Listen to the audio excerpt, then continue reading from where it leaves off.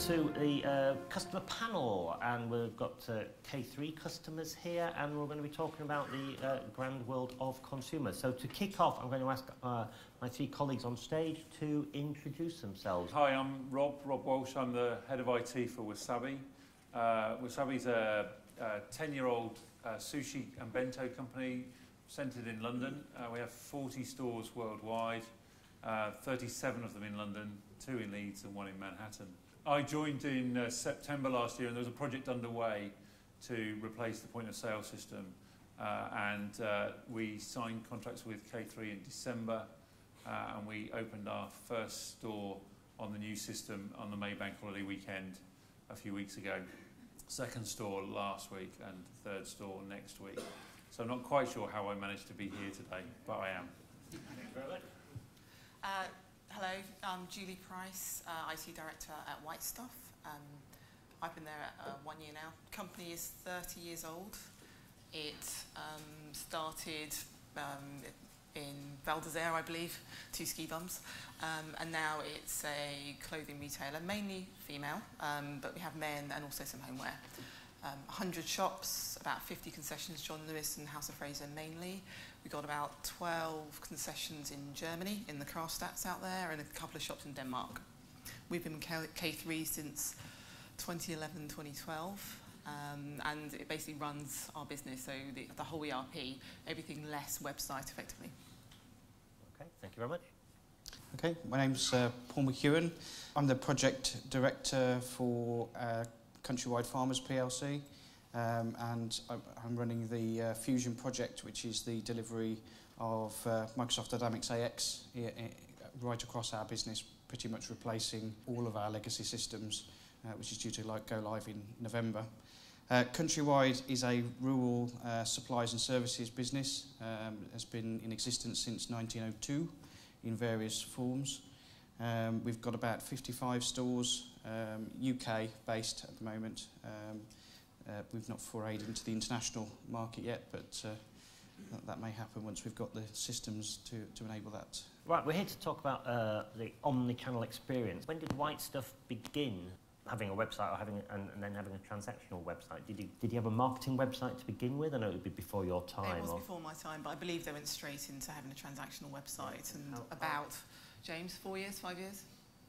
Yeah. 7 years, okay. 7 years, okay. So 7 years ago, we are about 30% of our business now is online, which is growing something like 20–30% year on year. Our transactions are growing 40% year on year, so it's really changing the way we look at our business. We were obviously a traditional bricks and mortar business, spent a lot of time trying to build that customer proposition and that experience in shops. If you've ever been in one of our shops, there's a bit of theatre, we've got kids play areas, we've got cafes, we've got sweet shops. We hire people, Mary would be happy to know, based on their personality, so it's all about social interaction. That doesn't translate as well on the website, but our website does well regardless. But when you want a consistent brand experience, we aren't necessarily getting that at the moment, and we've got to try hard to look at that. And so is that a project you've now got ongoing then?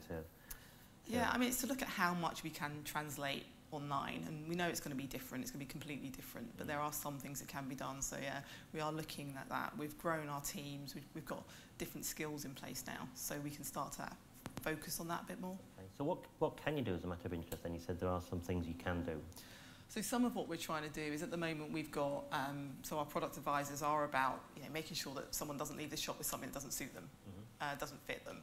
Online we don't have that same experience, and so we're looking at some of the tools around, so Virtusize is a good one, or Fit Me, where you can actually overlay something fits you really well with something that's on the website, and actually be more comfortable that what you're buying is what's actually going to fit you, as opposed to a shape you're used to buying that actually might be cut completely differently. Okay. So some of those things. We're also looking at trying to look at our buying and our creative experience and what we do, and trying to bring that to life on the website a bit more, so people can see where their product came from. Okay. So some of the background to that. Yeah, not like an editorial story, is it? Yeah. Okay. Yeah. How long have you had a transactional website as a business? The current site went live in 2006. That was Countrywide's first exploration into e-commerce, so 8 years. Okay. And roughly what sort of percentage of sales now are coming through the web? It's quite small. It's less than 5%, I think, overall. Okay.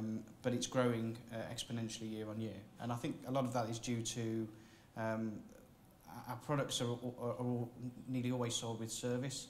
Right. So people want advice. They want in terms of choosing the right product, and because we have such a wide range and a wide variety, because we do a lot in equestrian. Again, we talked about clothing and style and from that side, but also we even sell horse jumps, the large products, and bulk feed. We also have a van delivery network that's local to our stores, and that adds complication in our business. So e-commerce provides a good avenue for certain items like the clothing and some of the more easier products to move, but we still have a firm retail bricks and mortar. From our business point of view, it's more about how do we make e-commerce and the store work a lot more closer together, so you can maybe start the transaction online and finish it in store and make it seamless for the customer. Okay. You obviously don't sell your lovely bento and sushi online, or do you?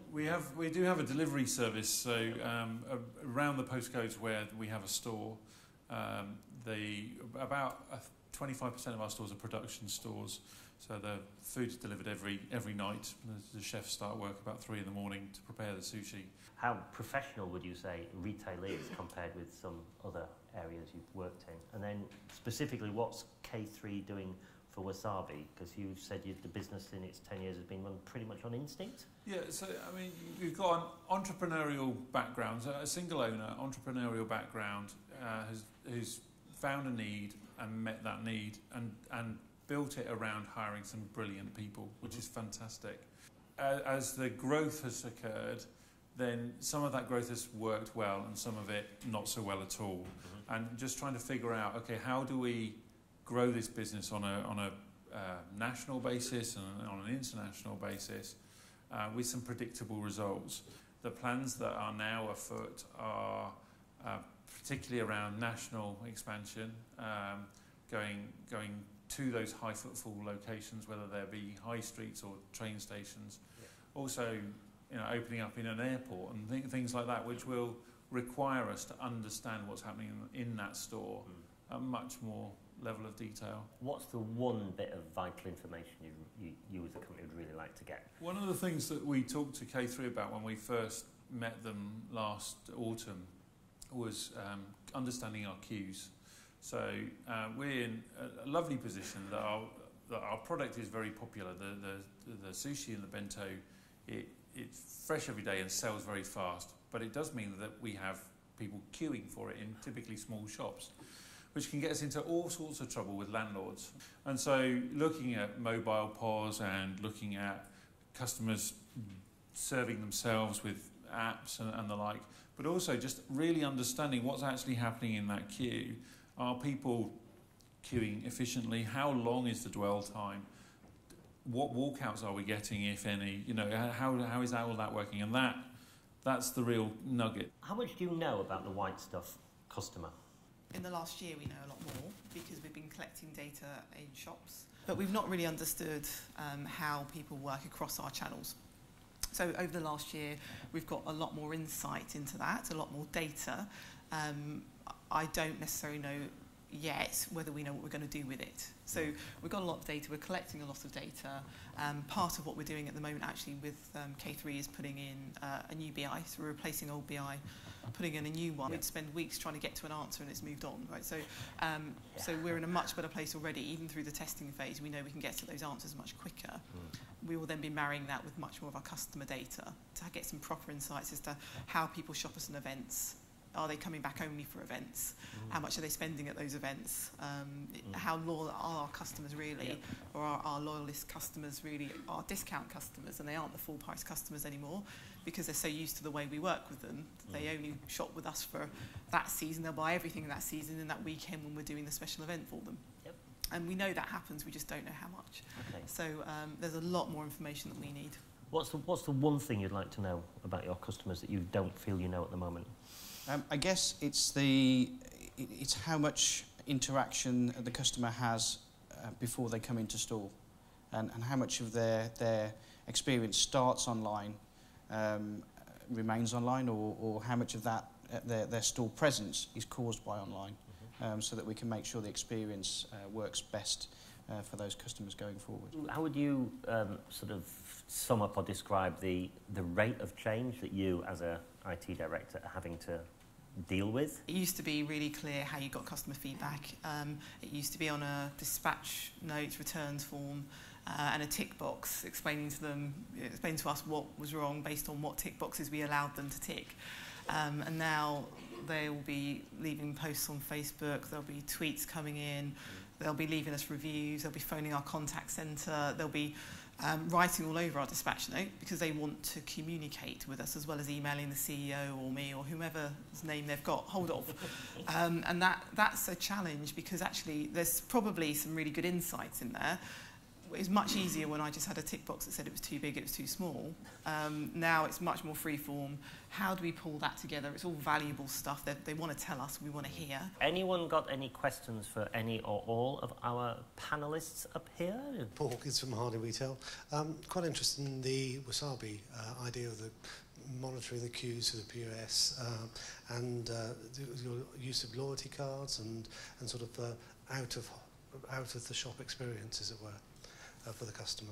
Yeah, so our biggest challenge with, say, loyalty cards is anything that delays the customer transaction or runs the risk of slowing down the customer transaction is a problem for us at the moment. So we've never been near a loyalty card as a way of working.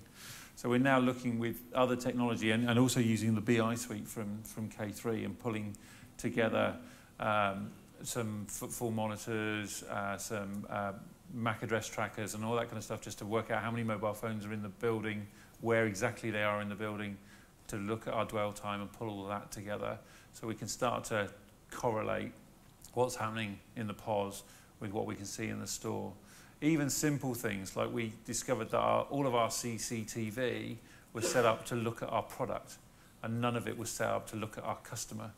And actually just moving a few cameras around, we were suddenly able to see what was really happening inside a store and play that back and talk to a branch manager and say, look, you know, what do you see and how can we make some changes here?